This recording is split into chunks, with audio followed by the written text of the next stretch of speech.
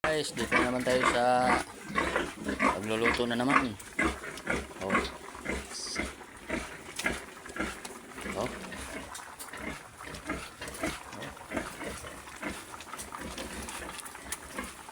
Arangkada na naman guys yung ano natin. Pugon.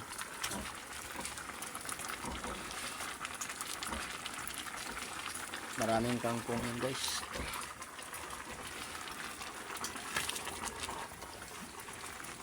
Diba ang kangkong pakain lang agad dito sa akin, niluluto ko.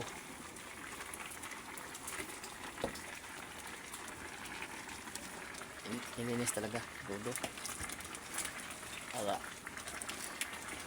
baboy ay maganda ang penatnan.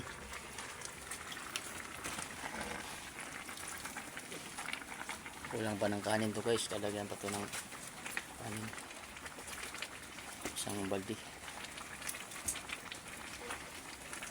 Tanggalan ko ito mamaya ng kuan ng pagluto na, bawasan ko, lagyan ko ng kanin. Enjoy lang tayo sa buhay guys.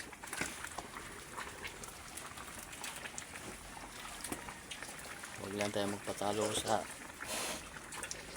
ano dyan, sa mga tao. Ang mahalaga ay masaya tayo sa ating ginagawa. Hindi natin itinirahiya yung mga ganyan bagay. Ano? Diba? Takpan mo natin guys.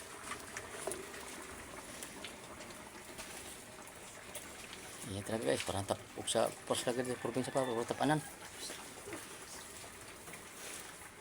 Ayan o. Yung si ano, ayun o, pagpailaw tayo. O, ayun.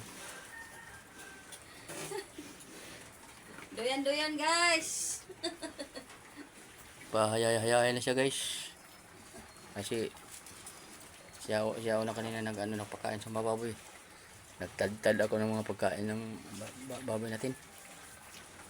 Kaya guys, pasensya na kayo, medyo magulo ang loob ng bulungan. Maliit lang kasi.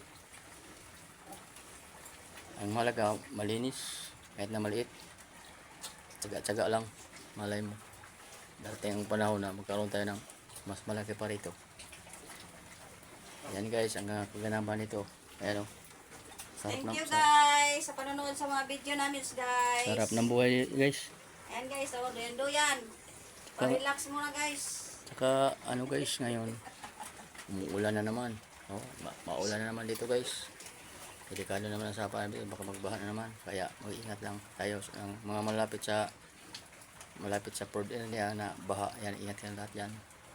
Huwag kalimutan mag-like, mag-share sa ating YouTube channel, Carlos Jaray Piggery Vlog. Thank you, magandang umaga muli. Bye bye na.